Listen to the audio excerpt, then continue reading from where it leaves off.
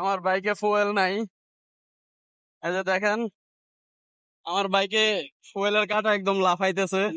আর আমি চালাইছি হইতেছে 300, এটা না, এটা মোবিলের। এই যে এটা আমি চালাইছি হইতেছে 317.5 কিলো।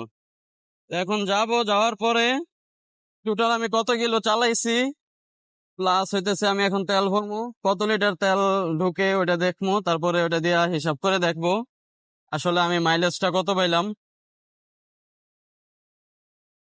অর্থাৎ মোরাল অফ দা স্টোরি হইতেছে, আজকের ভিডিওটা হইতেছে আমার জিক্সার মনোটন বাইকটির মাইলেজ টেস্টের ভিডিও।